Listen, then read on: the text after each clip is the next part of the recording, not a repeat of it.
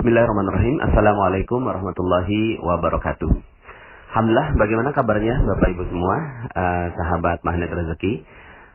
Semoga Anda selalu dalam keberkahan dan lindungan Allah Subhanahu wa taala, ya.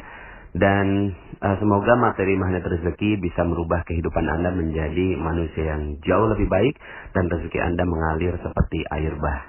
Bapak Ibu, kali ini saya ingin menyampaikan tentang materi Law of Projection. Sebenarnya materi ini sudah saya sampaikan dalam beberapa tulisan, ya, dan juga tersebar dalam beberapa audio. Tapi nampaknya perlu saya fokuskan pada satu audio tersendiri agar Anda memahami konsep dasar dari magnet rezeki, ya. Karena konsep dasar dari magnet rezekinya adalah Law of Projection, ya. Nah, Bapak Ibu, mari kita bahas. Bayangkan sebuah proyektor, ya.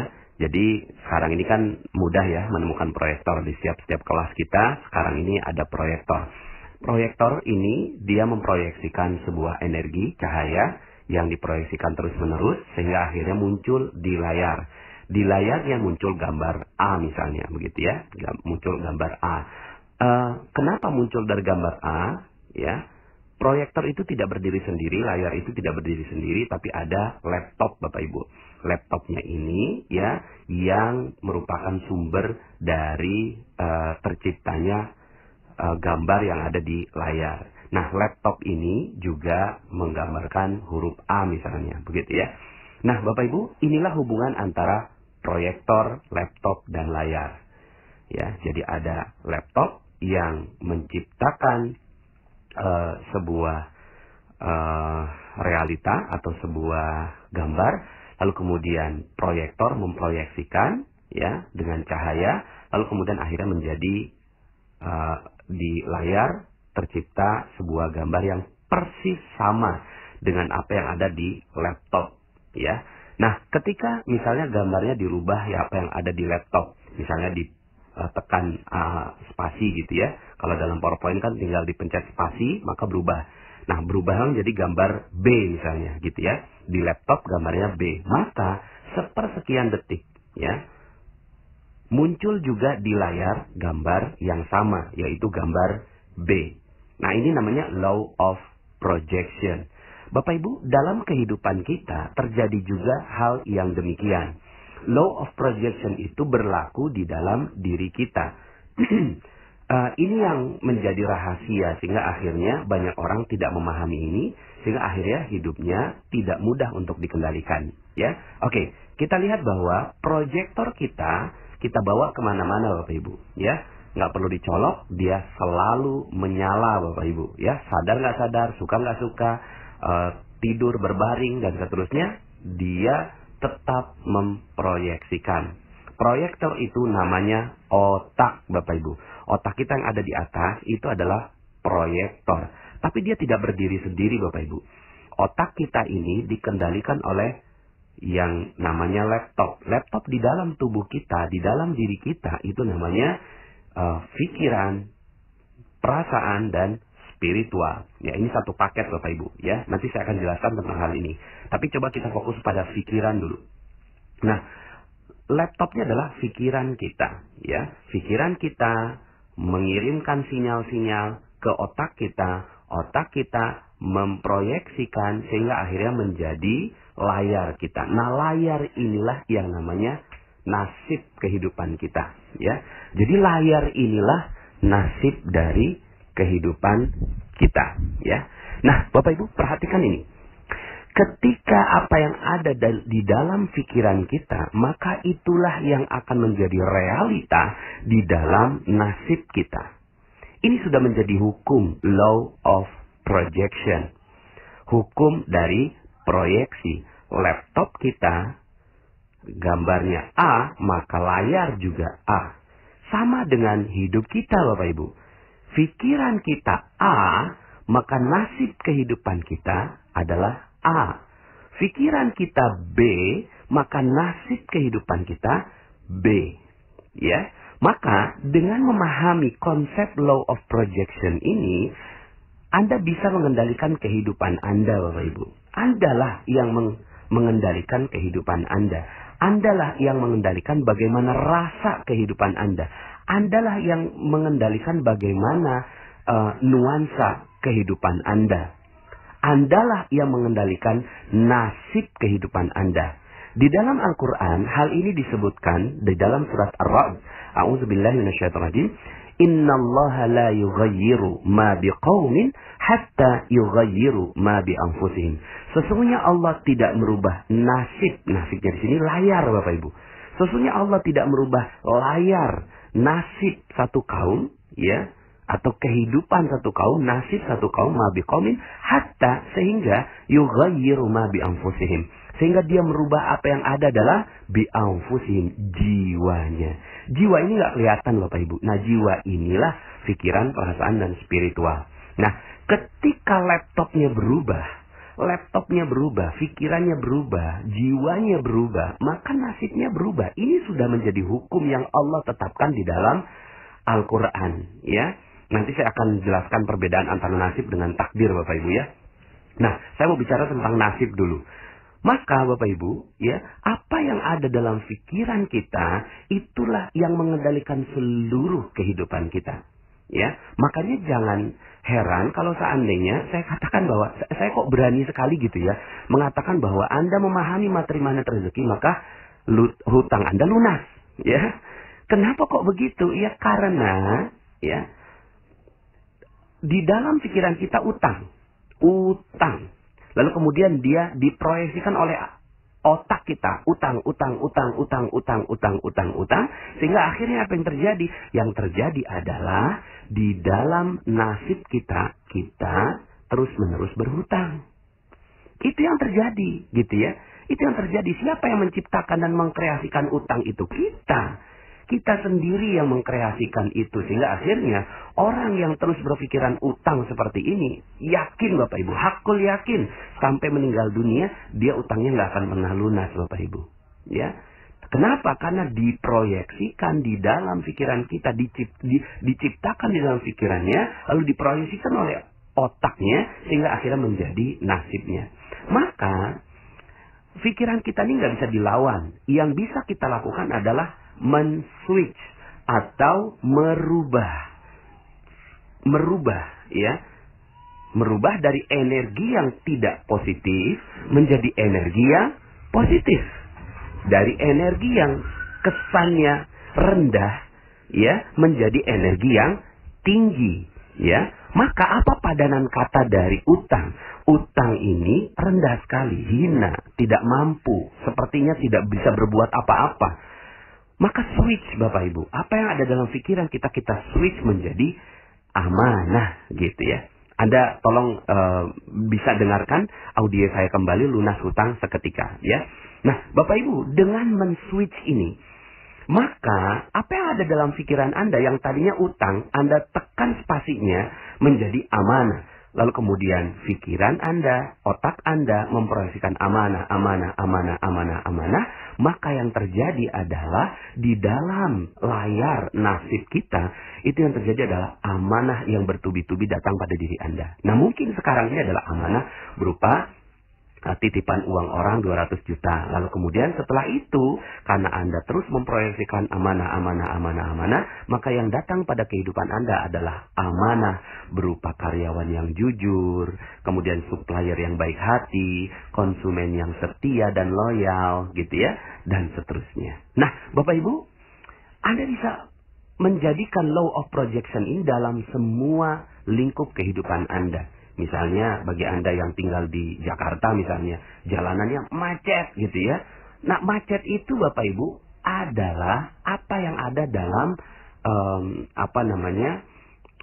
realitas gitu ya. Nah, ini saya jelaskan tentang realitas. Realitas itu ada dua Bapak Ibu. Satu, realitas sekunder, dan yang kedua adalah realitas primer.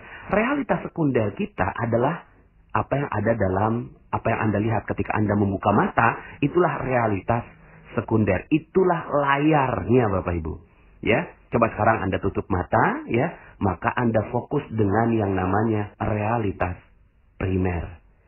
Realitas primer itu, ya, tidak terpengaruh dengan realitas sekunder. Realitas primernya Anda yang bisa kendalikan. Realitas sekundernya ya itu tercipta. Jadi kalau realitas primernya A, maka realitas sekundernya A.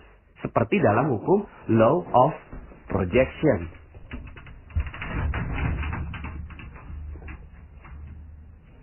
Seperti yang dalam hukum law of projection, ketika di laptop A, maka di nasib Anda adalah A. Di realitas primer Anda macet, maka realitas sekunder Anda macet. Sehingga akhirnya hidup Anda jadinya macet. Dan saat itu kita sedang berdoa Bapak Ibu. Ya Allah, macetkan hidupku, macetkan rezekiku, macetkan kebahagiaanku, macetkan keharmonisanku. Sehingga akhirnya yang terjadi Bapak Ibu betul-betul macet. Semuanya, proyeknya macet. Ya, proyeknya macet, rezekinya macet, semuanya macet. Lalu apa yang harus kita lakukan? Ya switch Bapak Ibu, pencet ya spasinya. Tombol spasinya dipencet dengan penuh.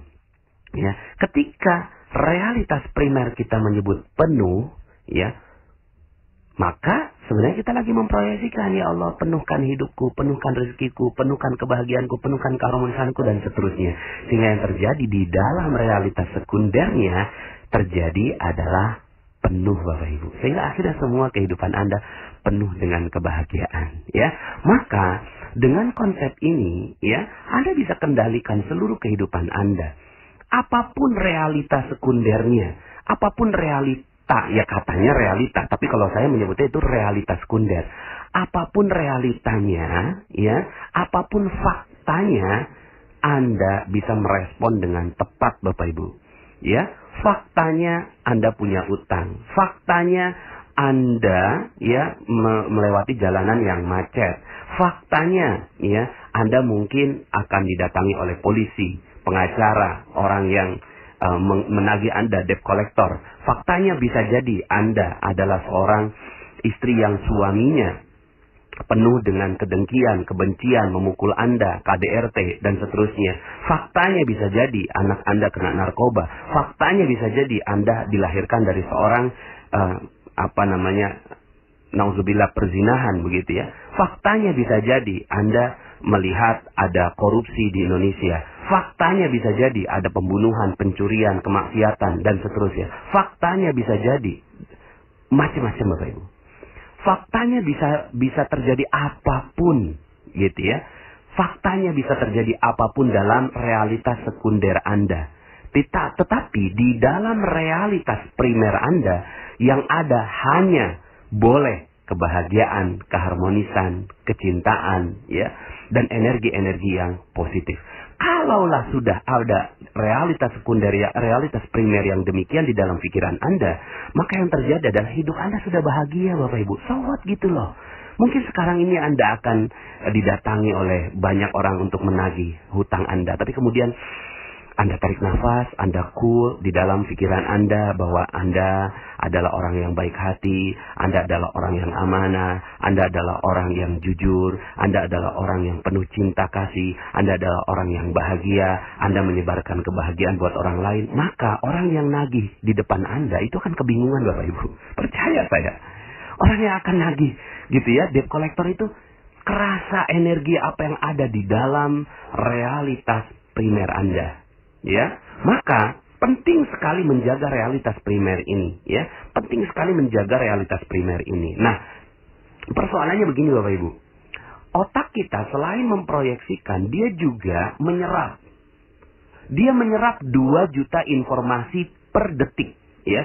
2 juta informasi masuk per detik, lalu kemudian dia diproyeksikan. Itu kerja otak kita Bapak Ibu. Nah, dia masuk Bapak Ibu, masuk 2 juta informasi per detik, sadar nggak sadar, suka nggak suka, mau nggak mau, ya, terpaksa nggak terpaksa, itu masuk 2 juta informasi per detik. Contoh, misalnya Anda atau siapalah begitu ya, suka dengan menonton film horor, ya.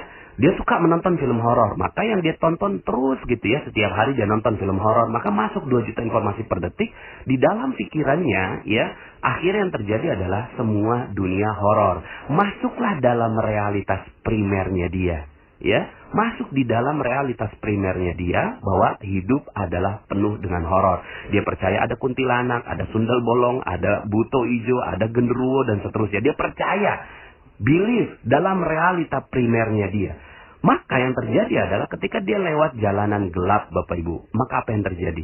Yang terjadi adalah realita primer itu muncul menjadi realita sekunder yang memunculkan rasa takut, sehingga akhirnya dia takut. Aduh, ada kuntilanak nggak ya? Ada genderuwo nggak ya? Ada sundel bolong nggak ya? Padahal Bapak Ibu, mana itu semua? Nggak ada. That's not real, nggak nyata seperti materi jeruk nipis yang saya sampaikan. Makanya kenapa kok ya setan di setiap daerah itu berbeda-beda, Bapak Ibu? Ya, itu yang tadi saya sebutkan, itu setan khasnya Indonesia, Bapak Ibu ya. Itu kan dia masuk ya film-film horor di dalam pikirannya. Tapi coba kalau Anda ke Cina, ya, setannya lucu, Bapak Ibu, loncat-loncat gitu ya. Loncat-loncat kita gitu ya. Nggak masuk dalam realitas primer kita itu, loncat-loncat mengerikan. Tapi di orang yang ada di dataran Cina gitu ya, ngelihat ada orang yang loncat-loncat lalu kemudian tangannya lurus ke depan, itu takut, Bapak Ibu, ya. Kemudian juga kalau kita ngelihat ada Dracula gitu ya, Bapak Ibu ya, pakai tuxedo gitu ya, rapi gitu ya, penampilannya bagus gitu ya. Itu awal-awalnya kita juga nggak terlalu takut loh. Yang mana setannya? Setannya kalau di kita kan setan tuh kutip anak gitu ya.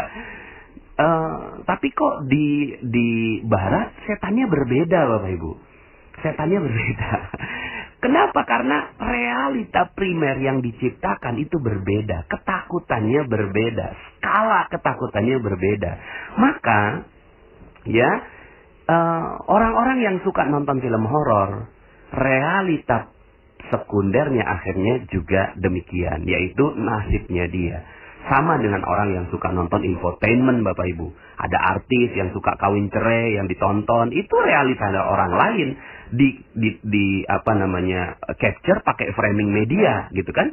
Framing media lalu kemudian masuk dalam pikiran kita, masuk dalam primary reality kita, ya. Lalu kemudian akhirnya nasibnya kita, bawaannya ketika ada konflik sama suami, pengennya cerai aja. Kenapa? Karena ngerujuk ke infotainment yang episode 42 begitu ya. Nah, Bapak Ibu yang dirahmati Allah Subhanahu wa taala, akhirnya yang perlu kita perhatikan adalah supply informasi yang masuk dalam diri kita, Bapak Ibu ya. Seperti misalnya kalau Anda nonton berita itu ada adagium ya yang menyebutkan bahwa bad news is a good news. Berita yang tidak baik itu pantas untuk diberitakan. Contoh, wali kota digigit anjing itu bukan berita. Tapi wali kota menggigit anjing ini baru berita. Akhirnya itu yang di-framing sama media, di-capture sama media, lalu kemudian akhirnya setiap orang yang menonton televisi jadi aneh. Kenapa? Karena ya kejadian selevel wali kota menggigit anjing itulah yang ditonton terus-menerus. Makanya waktu itu pernah ada, Bapak Ibu, teman saya yang WA saya, "Panas, saya mau ke Depok tapi kok saya takut ya." "Kenapa takut?" "Karena di Depok banjir." "Loh, banjir? Kalau di Depok banjir bagaimana Jakarta?" Ternyata ya ada satu jalanan yang tergenang, itu yang di-capture sama jurnalis, dan kemudian itu yang masuk dalam realitas primer teman saya. Sehingga akhirnya dia nggak jadi ke Depok karena takut ada banjir. Padahal sayanya sendiri yang berada di Depok nggak lihat ada banjir. Nah, Bapak Ibu, inilah dia ya law of projection. Sehingga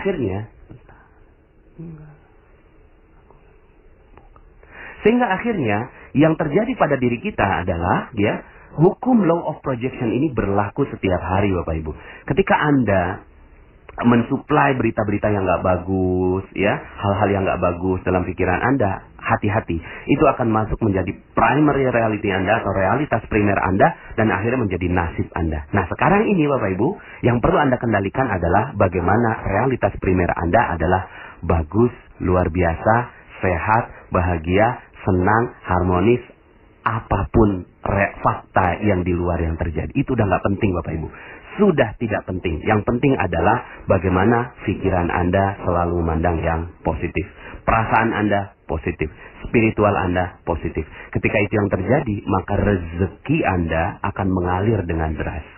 Sederhana sekali Bapak Ibu, ya. Seperti yang saya sampaikan dalam materi sebelumnya bahwa rezeki itu adalah energi baik, ya. Ketika dalam tubuh kita seluruhnya energinya baik, maka rezeki akan datang otomatis. Rezeki akan datang pada diri kita, ya.